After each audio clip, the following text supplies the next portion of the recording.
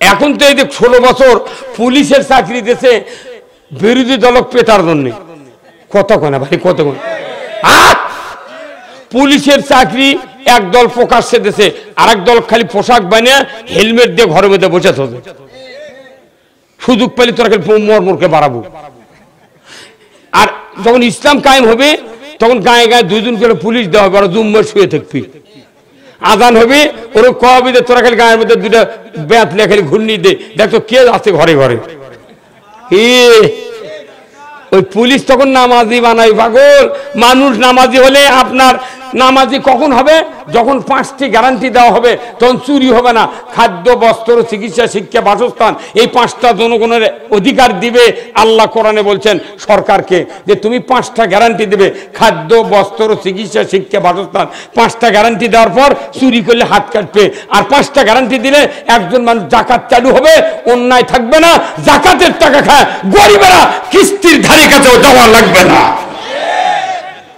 এরা শুয়ে থেকে জুম্মার যাবি, নামাজ পড়ে এসে বাড়িতে মিত্র আর চাউলের ভাত খাবি।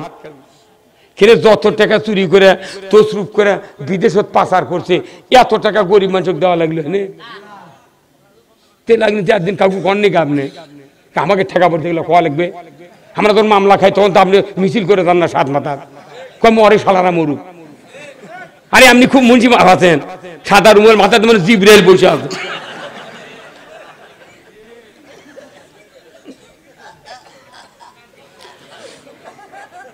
সবারই কিসমতে ঢেকেছে আধা, ভরে গেছে পাপে নেমেছে জুলমা।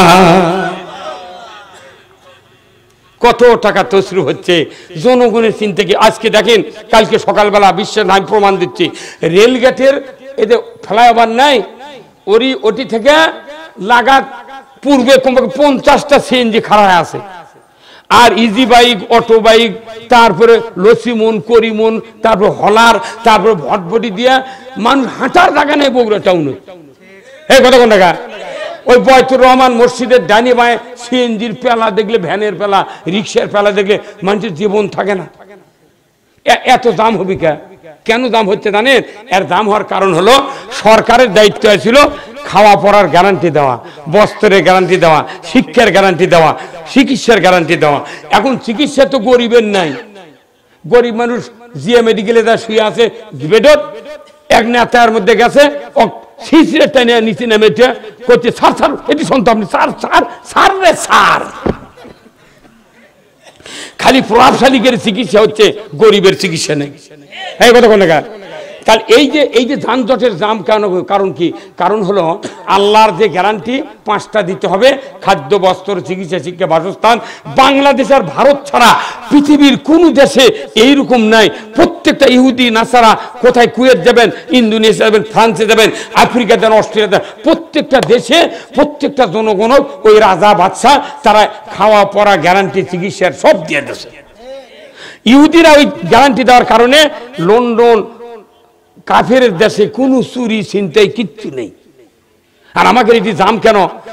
মানুষ হাত করা থেকে আজকে আমি মূল্য কিনলাম, আজকে না 30 টাকা দাম কিনলাম গোদার ভাড়া, আর একদিন শুনেছি 60 টাকা কেজি মূল্য। বাগুনা ছিল লালদা 80 টাকা, আজ লিচি হচ্ছে 60 টাকা করে।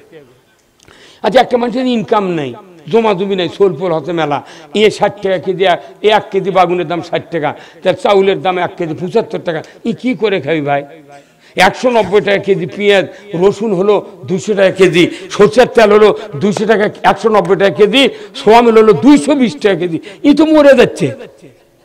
এখনই চিন্তা করছে যে বাবা 10 কাঠা জমি বেচে একটা সিএনজি কিনবো, আর 1 বিঘে করতে একটা চার্জার ইজি বাইক কিনবো, কিনে 4 দিন পর পর হাট। তাহলে দিনে যদি 150 টাকা কামা হয়, 4 দিনে কত হলো? 600। এই 600 টাকা দিয়ে সোলপুর হাট বাজার করে খাওয়ানোর জন্য খালি সিএনজি দিলে মাত্র 3টা টিপের জন্য ওটি রাস্তার দাঁড়িয়ে থেকে মরে যাচ্ছে। এই কথা কোন টাকা? আপনি সৌদি আরবে যান, আপনার টাকা দেওয়া হবে। সৌদি আরবে 3 দিন থাকবেন, 2টা সাইকেলও চোখত পড়বে না, ভাঙ্গা পুরাতন 2টা হুন্ডা চোখত পড়বি। কোনো ভ্যান নাই, ইজি বাইক নেই, কিচ্ছু নেই। ওরা সারাদিন ঘুম পারে, রাত্রে হোটেলে যায়, সমানে ভাত খায়। ছেলে কি রাজকীয় খাদ্য। সরকার এগুলো দেয়, কিন্তু আমাকে দেশত সরকারে যারা থাকে তারা লুটে ফুটে খাওয়ার জন্য টাকা কামাই করে। যাই এমপি হয়, যাই চেয়ারম্যান হয়, তার যখন ভোটের দাঁড়ায় তখন পেয়ার থাকে দাঁড়ার কাছে, আর যখন চেয়ারম্যান হয় পেয়ার যায় 2.5 ফুট দূরে। এটি চুলকে কতক্ষণে রে? হ্যাঁ, জনগণের মোট টাকা ওর কি পেটত যায়। জনগণ ওই দিন আমি করছি যে ভাই যা খাইতে লাগবি এই ধান আবাদ করেন, আর জমিত খালি কেরাসিন লাগে থন না। আহারে এই মূলা আলা, রিক্সা আলা, ভ্যান আলা, চাউল আলা, কদু আলা, কফি আলা, এই হাঁস চড়ায়, গরু পালে, বকরি পালে, ভেড়া পালে, কবিতর পালে, তারপরে কিবেন পেন পালে দোকানদারি করে খায়। এরা খালি ভোট দেয় সরকার নির্বাচনের, কথা ঠিক কিনা? এরা দেয় ভোট, আর যত অফিসার আছে সব খালি এরকের ভোট নেয়। এরকের গরিবের ভোট নিয়ে দা সংসদে বসে খালি ওরকেরই বেতন বাড়ায়। কতক্ষণে গেলা একটা দিন কথা, এই কৃষি ডিপার্টমেন্টের লোক যারা আছো, এমএস্টার টপ সিনজেন্টা কোম্পানির একটা ওষুধ আছে, সেটা গামর ধানত না দিলে ধানের দানা হবে না, সিটে হবে।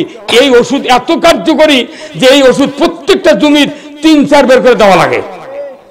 তাহলে এই ওষুধের দাম 1630 টাকা। আমরা সরকারে আছি, আমরা এই ওষুধের দাম 500 টাকা করলাম, বাদ বাকি টাকা সরকার ভর্তুকি দিবি। এটা করলে কি কৃষক লাভবান হবে না? উনি আরো 4 বিঘা জমি বেশি লাগাবি, কি তা নাই। এই কালা ছিল ইউরিয়া 1300 টাকা বস্তা, এখন এসে 1450। কালা ছিল 1620 টাকা হচ্ছে ইউরেনিয়াম ফসফেট, আজ এসে 2000 টাকা, তাও নাই। যারা কোল্ড স্টোর করেছে আলু কিনেছে 13 টাকা কেজি, এখন এসে 100 টাকা কেজি বেতন বেচিচ্ছে। দিনের বেলা করছে আলু নাই, রাতের 12টার পর 5000 টাকা দিলে ওই ভটভটি দিয়ে 4 বস্তা আলু আর বাড়ি দিয়ে এসেছে। মানে তাহলে এগুলো কি হচ্ছে? জনগণের ভাগ্যের কোনো পরিবর্তন, খালি অরায়, খালি অরায় অরায়।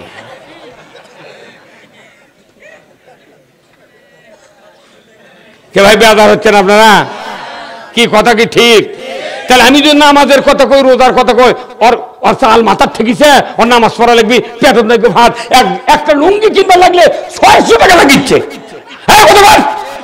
একটা লুঙ্গির দাম 600, 4 টাকা করে নাই বলে লুঙ্গি আমি কিনেছি পাকিস্তানে। আমি যখন দাখিলি দুয়ামের ছাত্র 69-এ, যখন দাখিলি দুয়ামের ছাত্র, আমি সাহারে উঠে মজিবরের আন্দোলন বাজলো। তাহলে ওই সময় 7.5 টাকা দিয়ে আমার মায়ের এসমুনের শাড়ি কিনেছি উমরপুর আলতাবালি দোকানের থেকে, আর 4.5 টাকা নাইবালি লুঙ্গি, আর 5 শিকা স্যার চিনি। এগুলো তোর সহ্য হয়নি, তুই কলু আরো সস্তা খিলামো, আরো সস্তা খিলামো। বাঙালি জাগো, বাঙালি জাগে গেছে। 5 শিকার চিনি 160 টাকা, 4 টাকা আটানার লুঙ্গি 650 টাকা। এই কথা কর, কি হলো লাভ? 7.5 টাকার নাই এসমুনরা শাড়ি 7.5 টাকা, সেই সুতোও নাই, সেই রঙও নাই, এখন সেটা 2000 টাকা দাম। লাভ কি? খালি খালি ব্যবসায়ী আর চাকরিজীবীর ভাগ্য পরিবর্তন হচ্ছে, জনগণের ওই হাত চড়ানো, হাত চড়ানি। তা আবার গরিব মানুষ ভ্যানলে রোড উঠবো, পুলিশ যা সুসে দেয় ওই টিউব কানা করে দেয়। হ্যাঁ, কথা কোনটা কারা? সিএনজি কিনেছে তো করতে, ওটা তারেক রহমান নিছে, ওই সিএনজি চলবে না। এই ফাঁড়ির কুমড়া, এই কুন্দার ফাঁড়ির ওরা তামান্দিনী সান্দে থাকে। তারপরে আব্বাস ওসি খামি কোনো কে ভাই এখন সান্দেন না কে, হাড্ডি গুঁড়ো করে দিবে আপনার।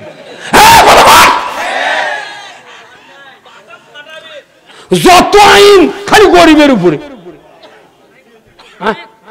লাভ কি? খালি কোরআনের বক্তৃতা দিলে দেশ ভালো হবে না। আল্লাহ তাআলা কোরআনে বলছেন জাতির জন্য সরকার 5টা গ্যারান্টি দেবে, খাদ্য, বস্ত্র, চিকিৎসা, শিক্ষা, বাসস্থান। আল্লাহর ইজ্জতের কসম, এই 5টা গ্যারান্টি দিলে দুনিয়ার কোনো পাগল মানুষও চুরি করবে না।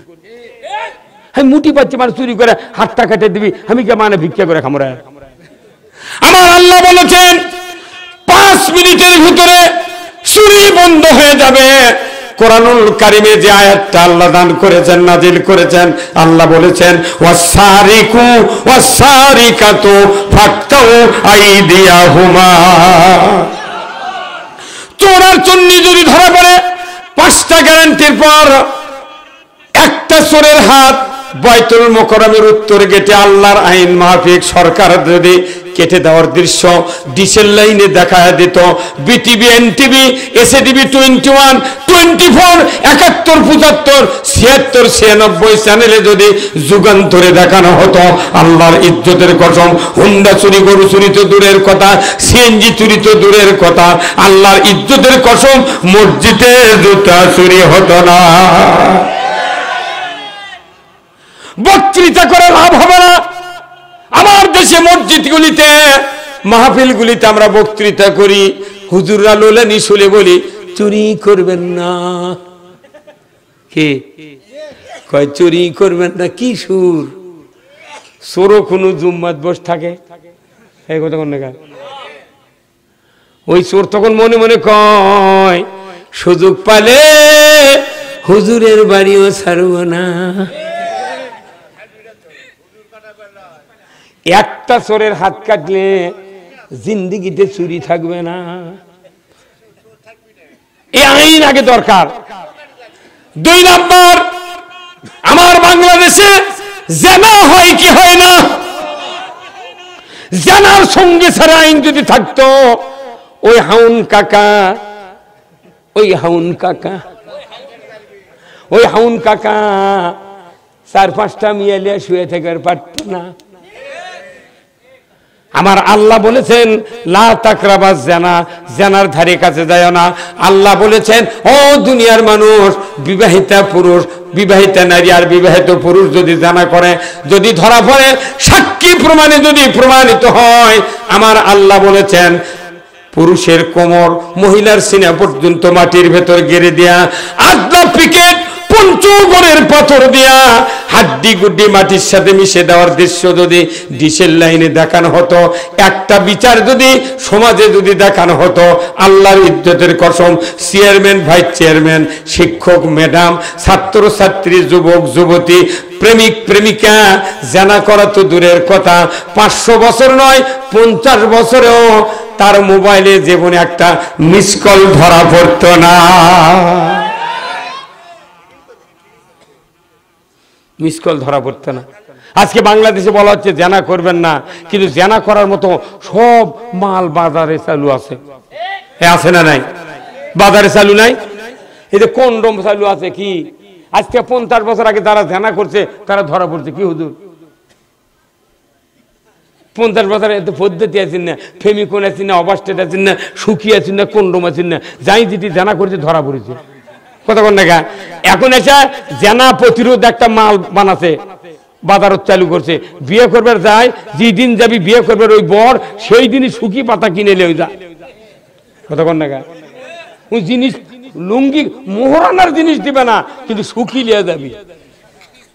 আমি হাসির খোরাক নয়। আজকে যদি জানার বিরুদ্ধে বক্তৃতা হয়, কিয়ামত পর্যন্ত জানা বন্ধ হবে না। একটা বিচার কার্যকর করার আইন কায়েম করলে জানার ধারে কাছেও মানুষ যাবে না। আমার দেশে বলা হলো মহিলা ভাইস চেয়ারম্যান হলো না, ভাই এই হয়নি? যখন প্রথম মহিলা ভাইস চেয়ারম্যান হলো, আমি তো তখনও বক্তা, আমি বললাম ভাই মহিলা ভাইস চেয়ারম্যান মানে? একজন করছে মেম্বার করতেছে, হুজুর চেয়ারম্যানের পরে আর দাম।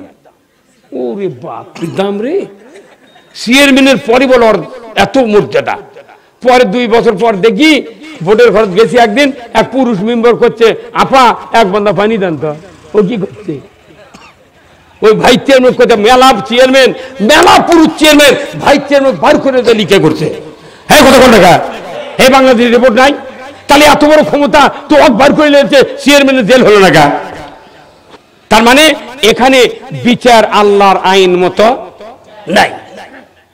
আমার ভাইয়েরা, শুধু তাই নয়, এইগুলি যতগুলো অপকর্মের কথা বললাম, নিমিষের ভিতরে অপকর্ম দূর হয়ে যাবে। মানুষ দুনিয়াতে না নাই, ওই কথা চলে যান। আবার খুতবার ভেতরে 3 নম্বর কথা, আল্লাহ তাআলা রসুলের একটা হাদিস আছে, ওয়া সুলতানু জিল্লুল্লাহি ফিল আরদি মান আহানা সুলতানাল্লাহি ফিল আরদি আহানাহুল্লাহ। আছে না নাই? এই হাদিসটা রাষ্ট্রনীতির হাদিস। আমার নবী বলেছেন, ন্যায় পরম শাসক আল্লাহর ছায়া সদৃশ্য, যে বা যাহারা ন্যায়পরায়ণ শাসক কায়েমের বিরোধিতা করবে তারা যেন স্বয়ং আল্লাহর বিরোধিতা করলো। ন্যায়পরায়ণ শাসক কায়েমের বিরোধিতা তারা করলো, এখন যে কোনো মূল্যে বিরোধিতা করলো, আল্লাহ রসুল বলছেন সে যেন আল্লাহর বিরোধিতা করলো। আচ্ছা, আল্লাহর বিরোধিতা করার পর আমি যে আবাদত করবো এটা আল্লাহ কবুল করবি? ভাই এই কথা কোন না, আমার মেয়েকে আমি বিয়ে দিছি, জামাইয়ের সাথে কন্ট্যাক্ট হচ্ছে, বাবা তোমাকে একটা পালসার গাড়ি দেবো, কিন্তু বিয়ে এখন করবে 8 মাস পর তোমাকে ইরি কাটে তোমাকে একটা পালসার দেবো, কিন্তু বউ আমার মেয়ে তুলে নিয়ে যা 7 দিন পর থেকে পিঠ পেল লেগেছে, দৈনিক বিটি কান দেয় আব্বা আমার মায়েরা তুলো না। আচ্ছা, বিটিক যদি পেটে শ্বশুর কি অগার হুন্ডা দিবি, কেবা দিবি? তাহলে আল্লাহর বিরোধিতা করে আল্লাহ কি আমাকে দোয়া কবুল করবে, নামাজ কবুল করবে? তাহলে বুঝতে হবে রসুলের হাদিসটা খুতবাতুল হাকামে কত জটিল হাদিস, যদি বলুন ঠিক কিনা, কত জটিল হাদিস। এই হাদিসগুলো জুম্মাত ইমাম সাহেবরা সরসর করে পড়ে, কিন্তু কোনোদিন অর্থ প্রাইভেট করে মুক্তাদিক বুঝাইলো কি? ইমাম সাহেব যখন জুম্মাত যায়, আতর দিয়ে জুব্বা সাদা রুমাল দিয়ে তখন মসজিদের মধ্যে ঢোকে, মানুষ কয় হুজুর আসছে, ঘাটা ছেড়ে দাও। কি রে হুজুর সালাম আলকি দিলে, হুজুর ওয়ালাইকুম আসসালাম, হুজুর কেমন আছেন? ইনশাআল্লাহ। কি মুরবি কথা কি ঠিক কিনা? ইমাম যদি ইমামতি ইমাম করে, ওই মুসল্লার ওই মহল্লার কোন একটা মধ্যে বেনামাজি হোক জাহান্নামে যায়, এই ইমামও কিয়ামতের দিন ধরবি আল্লাহ। তুই যে বছর অন্তর টাকা লিখছিস 1 লাখ, তুই কি করছিস সে কত? অত সদালায় প্রাইমারি যদি চাকরি করে কেউ, যদি ট্যানেল বলে বৃত্তি না পায়, ছাত্র যদি পাস না করে ওর বিল বন্ধ হয়ে যায়। হাই স্কুলে যদি পাস না করে একটা ছাত্র, বিল বন্ধ হয়ে যায়। কিন্তু বর্ধিটা এমন একটা প্রতিষ্ঠান, জীবনে মুটি ফেল করলো তার চাকরি যায় না। কথা কয় না বাড়ি আর চাকরি যায়? আত্মায় তো জানে না। মসজিদের মোতাল্লিকে একটা ইমাম এখন পর্যন্ত ধরেনি যে আপনি তো মোতাল্লি, তাহলে দোয়া কুনুতটা কন্ত?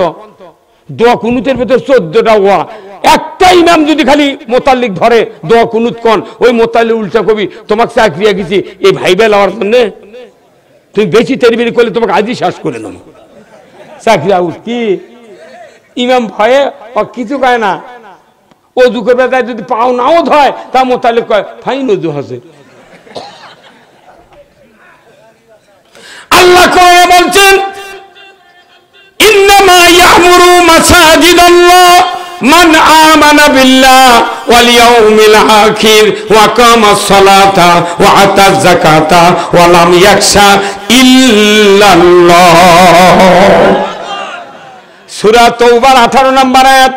আল্লাহ বলেছেন, ও দুনিয়ার মানুষ, তোমরা যদি মসজিদের খেদমত করতে চাও, মোতাল্লি হতে চাও, কেশিয়ার হতে চাও, তুমি যদি সভাপতি হতে চাও, তোমাকে 5টা গুণ অর্জন করতে হবে। কয় গুণ?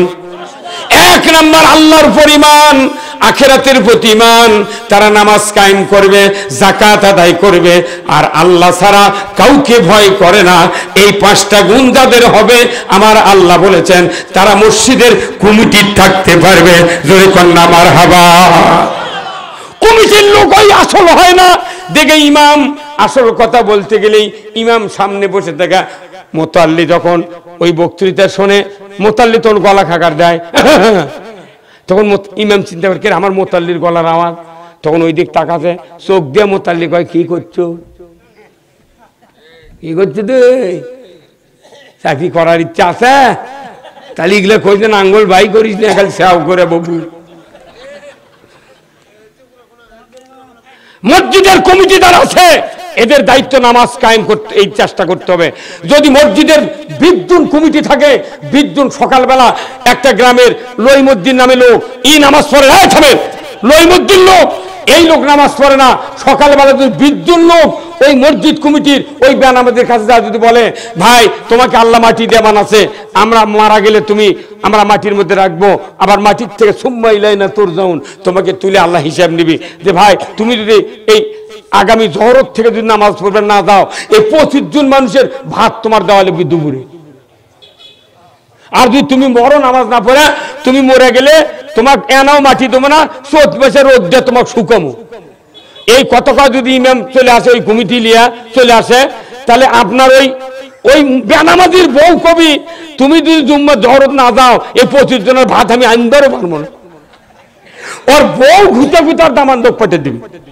হে কথা বলে গা যে কথাটা মিনহা খলাকনাকুম ওয়া ফিহা নুইদুকুম ওয়া মিনহা নুখরিজুকুম তারাতান উখরা, এটা জীবিত মানুষের উপদেশ। সূরা তোয়াত আছে জীবিত মানুষের উপদেশ, সেটা নিয়ে যে আমরা বাংলাদেশের মানুষ মরা মানুষের বকত করছি। মিনহা খলাকনাকুম, মরা মানুষ করতে কেটে পাগল, তুই এই কথাটা হোক বাঁচে থাকতে কইলু না গে? এই কথা মরা মানুষের বকত 3 বার করে করছে।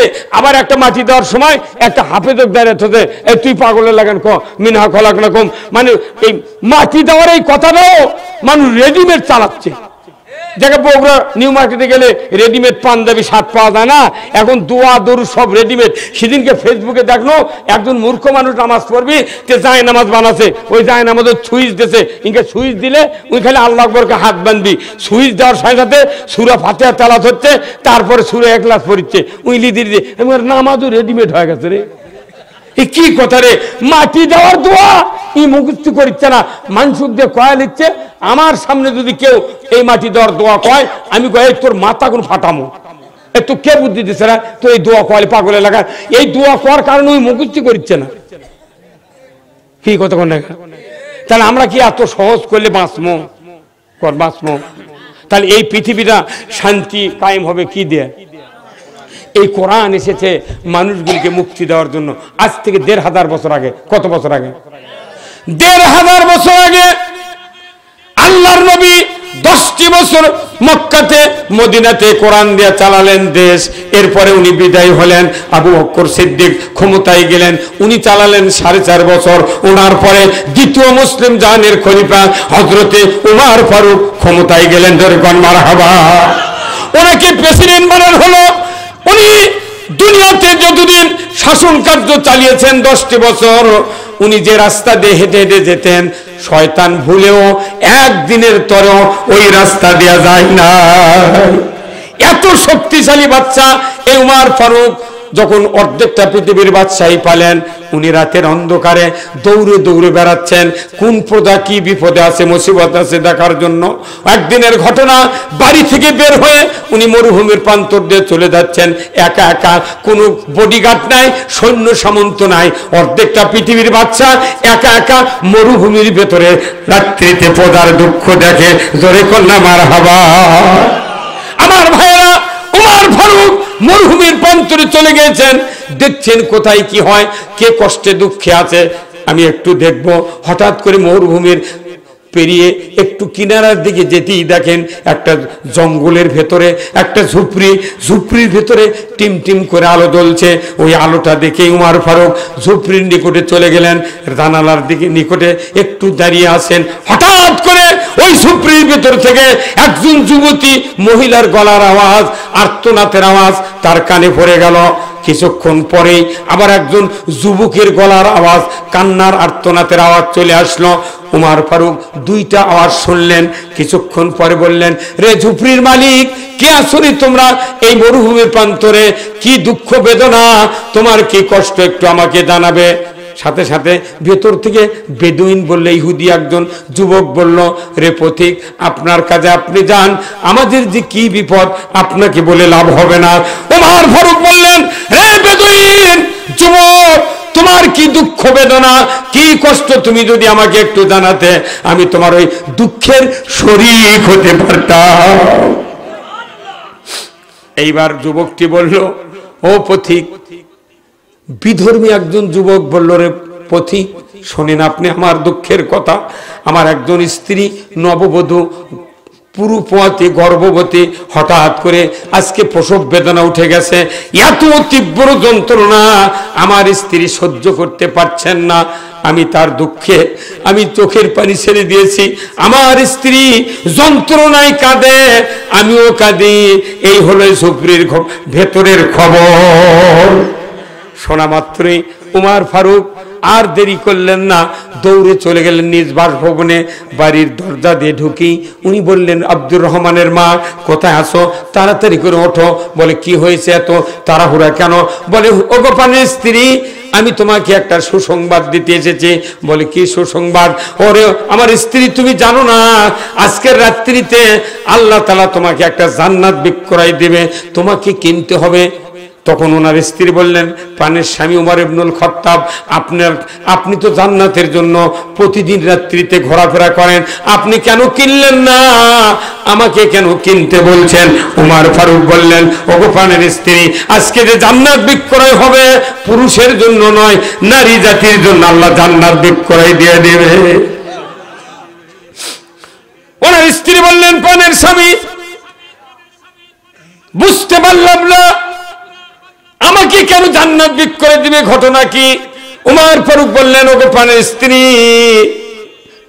ওই মরুভূমির প্রান্তরে ঝুপড়ির ভেতরে একজন ইহুদির স্ত্রী প্রসব বেদনা উঠে গেছে, এত তীব্র যন্ত্রণা, ওই স্ত্রী চোখের পানি ছেড়ে দিয়ে আর্তনাদ করছে, তার স্বামীও আর্তনাদ করছে, কিন্তু কোনো নারী নাই ওই প্রসব কাজে সহযোগিতা করার জন্য। তোমাকে যেতে হবে, তুমি যদি ওই প্রসবের কাজে সহযোগিতা করতে পারো আল্লাহ তাআলা তোমাকে বেহেশত বিক্রয় করে দিবে। ওমর ফারুকের কথা শুনে নিজের স্ত্রী উঠলেন, বললেন কি নিয়ে যেতে হবে বলুন। ওমর ফারুক বললেন, শুকনা নতুন পুরাতন কিছু কাপড় নাও, আমি বাইতুল মালে গিয়া জব গমের আটা নেব, জয়তুনের তেল নেব, খুরমা খেজুর নেব, পেঁয়াজ আদা রসুন নেব। ও প্রাণের স্ত্রী, তুমি কাপড়গুলো নিয়ে রেডি হও, আমি মালগুলি নিয়ে আসি। বাইতুল মালে গেলেন, ওখানে গিয়ে আসলামকে বললেন, তুমি বাইতুল মাল থেকে মালগুলি ভরে দাও। বস্তা প্যাকেট হয়ে গেল। ওমর ফারুক বললেন, ও আসলাম, বস্তাটা আমার পিঠে উঠে দাও। আসলাম বললেন, অর্ধেকটা পৃথিবীর বাদশা আমিরুল মুমিনিন, এই বস্তাটা আমি পিঠে করে নিয়ে যাই। ওমর ফারুক বললেন, আসলাম, আমি অর্ধেকটা পৃথিবীর বাদশা, আমার রাজ্যে যদি কেউ কষ্ট পায়, অনাহারে থাকে, যদি আঘাত পায়, আমি উমরকে কিয়ামতের দিন জবাবদেহি করতে হবে। অতএব তোমাকে বস্তা নিতে হবে না, আমার কাঁধে উঠায় দাও, আমি তো আল্লাহর কাছে জবাব দিতে পারবো। বস্তা উঠায় দিল। ওমর ফারুক স্ত্রীকে নিয়ে চলে যাচ্ছেন, রাস্তা দিয়ে যেতে যেতে যেতে যেতে মাঝপথ পেরিয়ে চলে গেছেন। ঝুপড়ির নিকটবর্তী হওয়ার আগেই ওমর ফারুক বললেন, ও প্রাণের স্ত্রী, ও স্ত্রী, আপনি শুনুন, আমি যে খলিফা উমর, আপনি যে আমার স্ত্রী, খবরদার খবরদার পরিচয় দেবা না। ও প্রাণের স্ত্রী, আমি সাবধান বাণী দিলাম, আমার পরিচয় দেবা না, তোমারও পরিচয় দিবা না। হাঁটতে হাঁটতে ঝুপড়ির নিকটবর্তী হাজির ওমর ফারুক। ওমর ফারুক ঝুপড়ির নিকটবর্তী যেতে না যেতে চিৎকার করে বললেন, রে ঝুপড়ির মালিক, তুমি তাড়াতাড়ি করে বাড়ি থেকে বেরিয়ে আসো, আমি তোমার স্ত্রীর হেল্পের জন্য একটা মহিলা এনেছি, তুমি বেরিয়ে আসো, মহিলাকে ভেতরে ঢুকতে দাও। সাথে সাথে বেদুইন বাইরে চলে আসলো। ওমর ফারুকের স্ত্রী ভেতরে ঢুকলেন। সামান্য সময়ের ভেতরে শিক্ষিত হাতের স্পর্শে বেদুইনের স্ত্রীর গর্ভ থেকে ফুটফুটে চাঁদের মতো একটা পুত্র সন্তান আল্লাহ ভূমিষ্ঠ করার সুযোগ করে দিলেন। সন্তানের চেহারা দেখে আমিরুল মুমিনিনের স্ত্রী ওই সাবধান বাণী ভুলে গিয়েছেন। ইহুদির ঘরে এত সুন্দর ফুটফুটে সোনার মতো সন্তান জন্ম নিয়েছে, উনি আশ্চর্য হয়ে গেছেন। সন্তানের চেহারা দেখে উনি সাবধান বাণী ভুলে গিয়া আবেগ ভয়ে চিৎকার করে ডাক দিয়ে বললেন, ও বেদুইন, খলিফাকে সংবাদ দাও, তোমার স্ত্রীর গর্ভ থেকে পুত্র সন্তান জন্ম নিয়েছে। ওখানে কথা বলে গা কি অথবা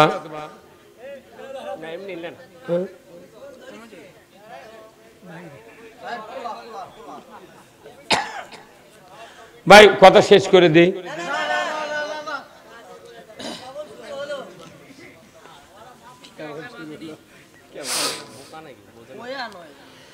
ভাইরা আমার, স্বামীর সাবধান বাণী ভুলে গেলেন, স্ত্রী আবেগ ভরে বলে ফেলে দিলেন, ও বেদুইন, খবরটা দিয়ে দাও খলিফাকে, তোমার স্ত্রীর গর্ভ থেকে সুন্দর একটা পুত্র সন্তান জন্ম নিয়েছে। ও বেদুইন, খলিফাকে সংবাদ দাও।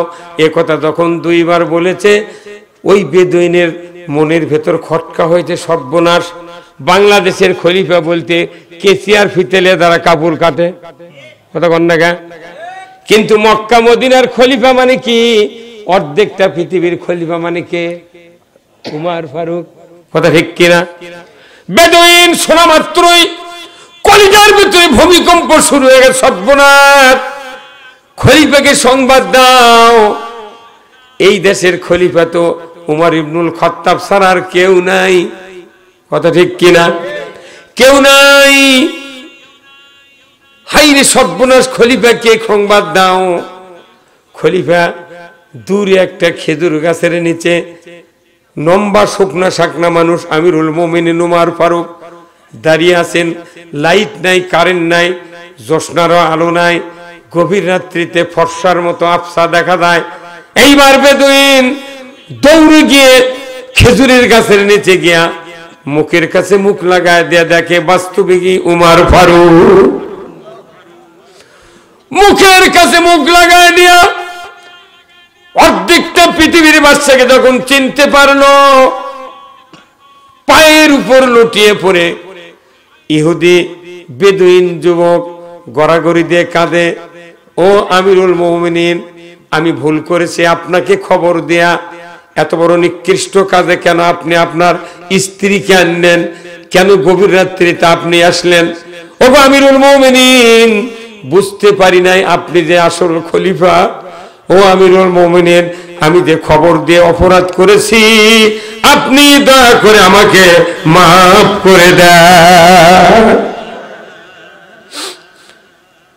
এইবার বেদুইন যখন মাপ চাচ্ছে আর গড়াগড়ি দিয়া কাঁদতেছে, উমর ফারুক দুই হাত দিয়া বুকের সাথে জড়িয়ে ধরলেন, বেদুইনকে বললেন, রে বেদুইন, কোন জাতি বলে হিংসা নাই, ঘৃণা নাই, নিন্দা নাই। ও বেদুইন, তুমি জানো না এটা হলো নবীর শিক্ষা, এটা হলো ইসলাম শিক্ষা দেয়। ও বেদুইন, এটা আমার নবীর আদর্শ, নবী যা বলেছেন আমি তাই করছি রে বেদুইন। ও বেদুইন, তুমি আমার কাছে কেন ক্ষমা চাও? আমি তোমার কাছে ক্ষমা চাচ্ছি।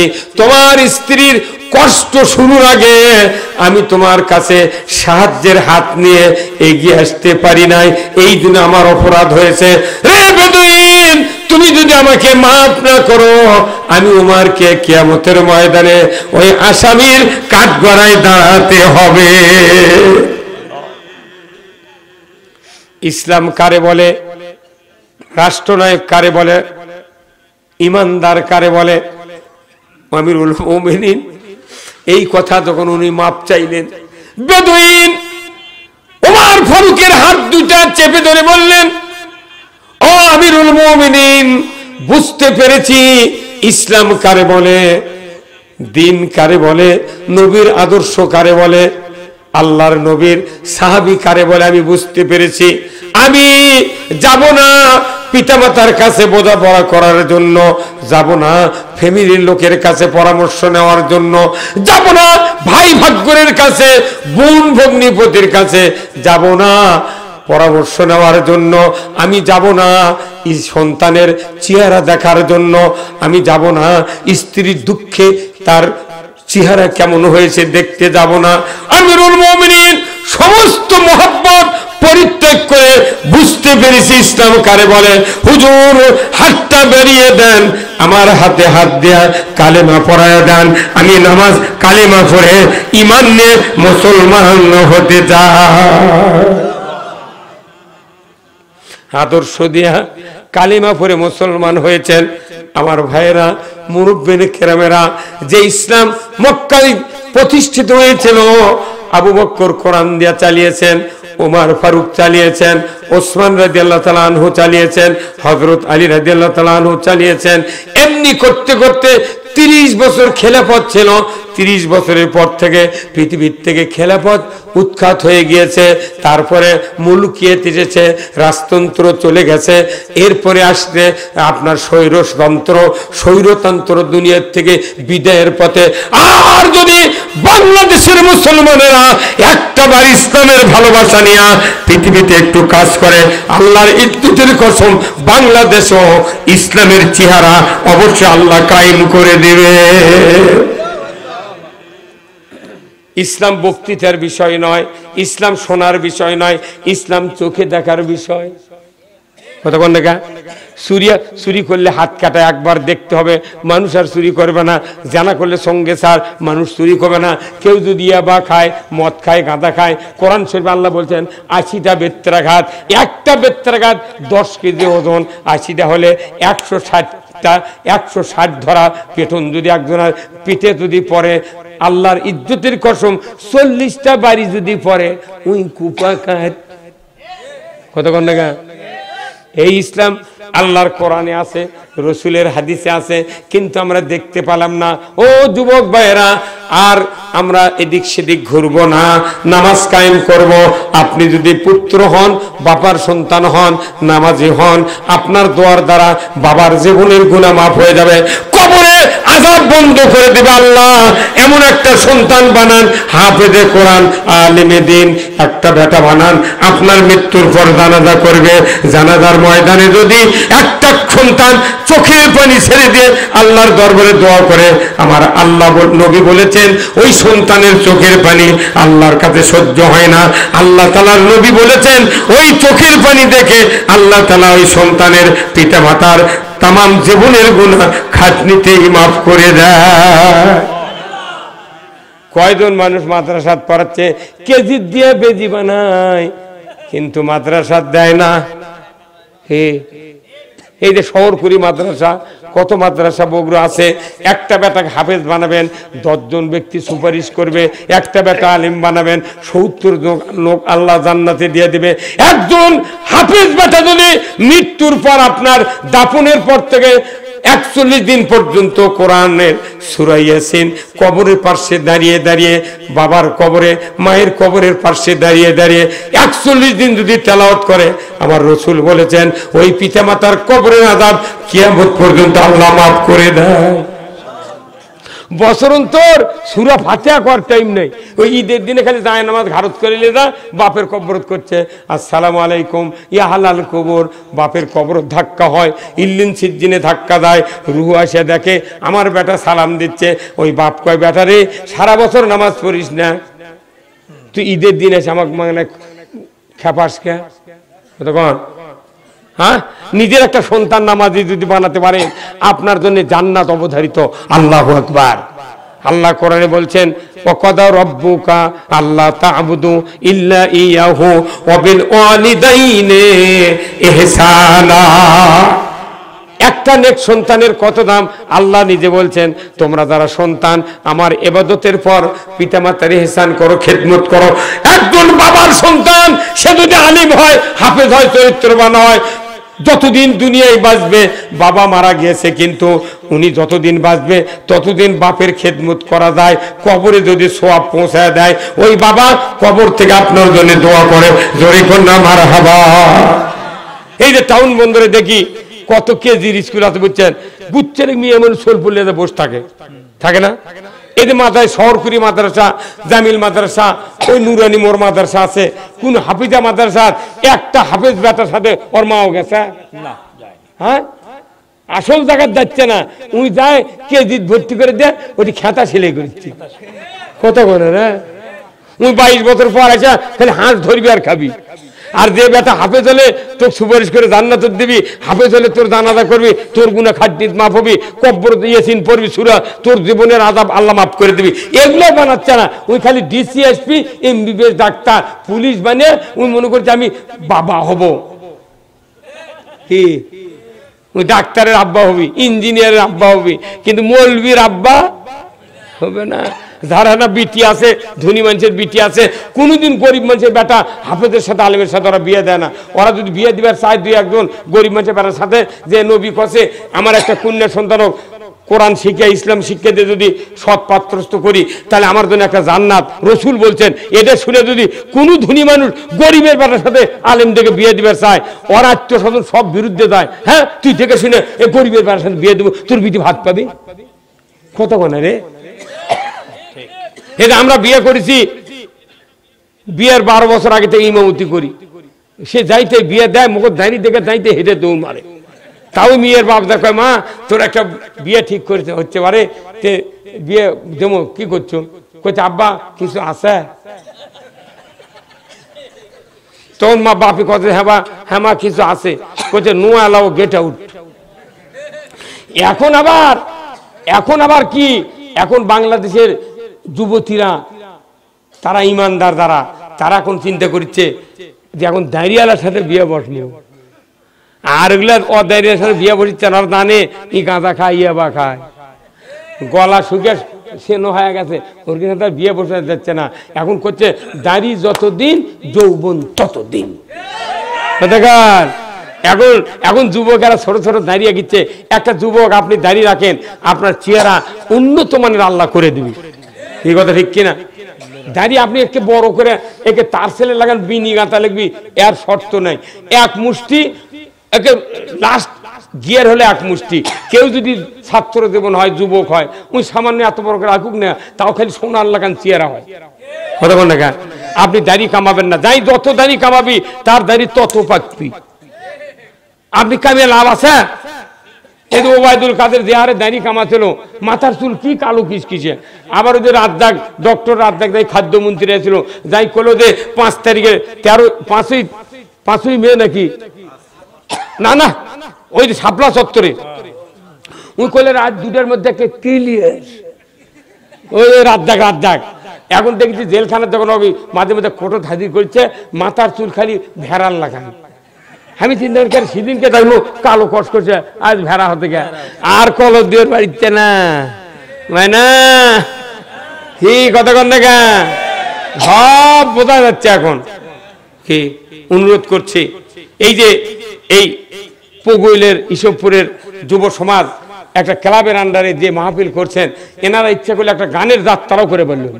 হ্যাঁ কথা কোন দেখা, এই বেটারা মরদ বেটা শোন, এই কয়জন লোক খালি পাক্কা নামাজি হয়, আর এরা যদি খালি একদল এই গ্রামের মধ্যে ঘুরে ঘুরে কয়, এ ভাই একজন লোক বেনামাজি থাকে পারবো না, অব যদি পাও ধরে হাত ধরে ঢুকে দেয়, এরা হবে এই এলাকার মধ্যে শ্রেষ্ঠ যুবক।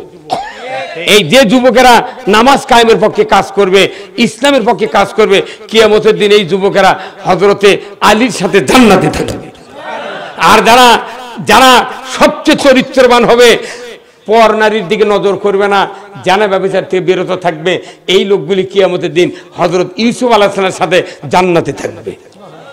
আমরা কি চাই না এই যাদের সন্তানেরা এত বড় একটা কাম করেছে, আপনাদের তাদের বাহবা দেওয়া দরকার, ধন্যবাদ দেওয়া দরকার, কথা ঠিক কিনা? এরা ইচ্ছা করলে অনেক খারাপ করতে পারতো, কিন্তু কি সুন্দর প্যান্ডেল করছে। আমার তো গতবারে দাওয়াত দিয়েছিল এই সমাজ, অনুমতি পালো না, করলো না। আমি তাও মনে করি যে না, যখন দেয়নি করবে, এবারই করো, বা অসুবিধা নেই, কোনো টেনশন নেই। আমার এলাকার আশেপাশে বহু সভা আমি করি, বাইরে যদি যাই একটা মানুষ ডেট পাবে না। পঞ্চগড় থেকে শুরু করে লাগার বরিশাল বন্ধ সভা করি, এইদিকে একবারে টাঙ্গাইল, মানিকগঞ্জ, মমতাদের গাঁও শুদ্ধ, আর এইদিকে চাঁপাই নবাবগঞ্জ, বহু সভা, ডেলি 2টা 4টা 5টা করে সভা করা যাবে, তাও ফুরাবে না। এত সভা বাংলাদেশে প্রায় এইবার 5 কোটি সভা হবে এবার তো অনুমতি লাগিচ্ছে না, একটা ফকির নিয়েও সভা করে দিচ্ছে, কিন্তু গত 16 বছর পারেনি তো, নেতারাই হাঁপছে গেছে। কি কথা কন না? তাহলে এবার এত সভা, 5 কোটি সভা, এই সভার থেকে একজন ভালো হলো, তাহলে 5 কোটি সভার থেকে একজন করে ভালো হলে কয় কোটি? আগামী বছর 5 কোটি। তাদের তাই এবার, তাই না অবস্থা? আপনারা আমাদের বগুড়া জেলার বাসিন্দা, আমি আপনাদের এলাকারই লোক, আমি আপনাদের জন্য দোয়া করি, আপনারা আমার জন্য দোয়া করবেন। রাত্রিরে অনেক হয়ে গেছে বুঝছেন না, আর 8 মিনিট পর 12টা বাজে ভাই। আমার প্রতিদিন কথা বলার আগে তো আমার মনে করেন বয়স 66 বছর বয়স হয়ে গেছে। আমি আবার আপনাদের দাওয়াত দিচ্ছি, আপনার কৈশোর চেনেন? কৈশোর একটা সভা নিয়েছি, হচ্ছে জানুয়ারির 30 তারিখ। আর একটা সভা আছে, এটি হলো ইসবপুর টুপি পাড়া নাকি, এটি একটা সভা আছে। ওই দিন আপনাকে আর একটা ফিল্ম শুনে নেব। এটি সবাদ মানুষ কমার একমাত্র কারণ আমি বুঝতে পারছি, ওই হ্যান্ডেল থেকে মানুষ হাফসে গেছে। কথা কি? এই জন্য আমার নাম খুব একটা প্রচার হয়নি, বোধহয় মানুষ বুঝতে পারেনি। তো যাই হোক, যে কজন আসছেন একজন লোক ওঠেননি, গুচ্ছের গাইনে কি হবি? আপনার কজন এই কয়টা যুবকের জন্য দোয়া করতে রাজি আছেন? রাজি আছেন? আল্লাহ যেন এনাদেরকে পাক্কা নামাজি বানায়। হ্যাঁ যেরকম আমিন। আল্লাহ যেন এনাদের বাপ মায়ের হায়াত দারাজ করে দেয়। আগামী বছর যেন এই মাহফিল এর চেয়ে বড় ধরনের হয়। আল্লাহ কবুল করুক। ভাই ভাই আসেন, কর্তৃপক্ষ তাবারক যদি আনেন তাহলে তাবারক নিয়ে আসেন, আমরা দোয়া করব। আল্লাহ তাআলা আমাদের সকলকে, তাহলে ভলেন্টিয়ার যারা আছেন একটু একটু ব্যাগ পাঠিয়ে দেন, আল্লাহর বান্দারা একটু ব্যাগ পাঠিয়ে দেন, যাতে করে আল্লাহ তাআলা আমাদের এই জান্নাতের বাগানের কিছু খরচের হেল্প করেন। আপনারা যার যার মতো 2000, 1500 টাকা, যারা এই মাহফিলের জন্য এই সুন্দর একটা ইসলামী সংস্থার জন্য যারা কাজ করতেছেন, এই সংস্থার পক্ষ থেকে আমাকে বলা হয়েছে কিছু কালেকশনের জন্য। ভাই আল্লাহর কোন বান্দা আছেন 1500, 2000 টাকা দিবেন, আমি দোয়া করব আল্লাহ তাআলা যেন এই দানের মাধ্যমে এই যুবকদের এই ইসলামের এই কল্যাণ ট্রাস্টটা যেন আরো ঊর্ধ্বগতি হয়। দরিকন আল্লাহুম্মা আমিন। খুব তাড়াতাড়ি ভাই আসুন, আমি আপনাদের জন্য দোয়া করি, আল্লাহ তাআলা যেন জানমালে বরকত দিয়ে দেয়। দরিকন আমিন। খুব তাড়াতাড়ি ভাই আসুন। আল্লাহর বান্দারা, আল্লাহর দ্বীনের জন্য পাগল পড়া যারা, আল্লাহ তাআলা তাদেরকে হায়াতে কিসমতে বরকত দেব। আল্লাহ তাআলা যেন জানমালে বরকত দিয়ে দেয়। দরিকন আমিন। খুব তাড়াতাড়ি ভাই, দুনিয়ারও টাকা পয়সা, মা বোনেরা যারা আছেন আপনারা একটু একটু এই ভাইদের একটু হেল্পের জন্য, সহযোগিতার জন্য একটু টাকা পাঠিয়ে দেন। মা আমি আপনাদের জন্য দোয়া করব, আল্লাহ তাআলা যেন হাজেরা রহিমার মতো চরিত্রবান বানায় দেন। যখন আমিন।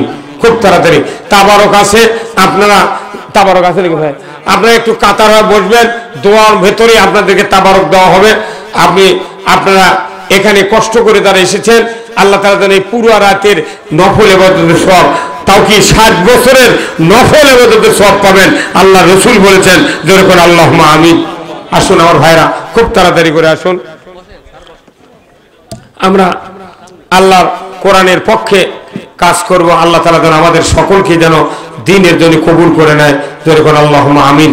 ভাই তাবারক যারা নিয়ে এসেছেন খুব তাড়াতাড়ি একটু আপনারা একটু সামনে একটু কাতার হন, একটু লাইন হন, একটু লাইন হন। আপনাদেরকে ওনারা কষ্ট করে তাবারক পাক করেছেন, ওনারা কিছুক্ষণের ভেতরে তাবারক আনবেন।